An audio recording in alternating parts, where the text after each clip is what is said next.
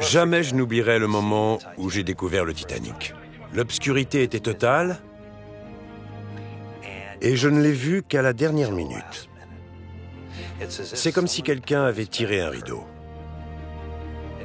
Il a surgi des ténèbres et du néant. Tout le monde debout. Est-ce que Cathy a du champagne? Allez, réveillez tout le monde dans le bateau. À ce moment-là, je me suis retrouvé coupé en deux.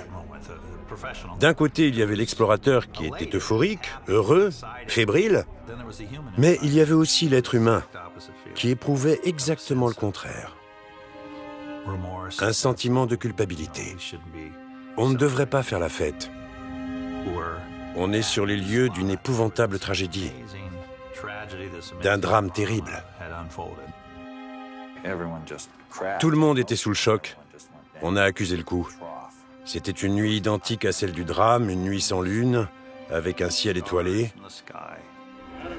On a organisé une petite cérémonie toute simple à l'arrière du bateau.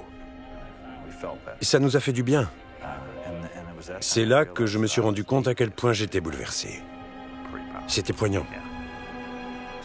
Aujourd'hui encore, j'en ai les larmes aux yeux. Pas tant à cause de l'épave qu'à cause de l'endroit où on se trouvait. C'est un lieu très fort. Ce qui est au départ une simple expédition scientifique devient une communion avec l'âme des 1500 victimes. Lorsque vous trouvez le Titanic, vous savez exactement ce qui s'est passé à l'endroit où vous êtes. Et ça vous donne le frisson.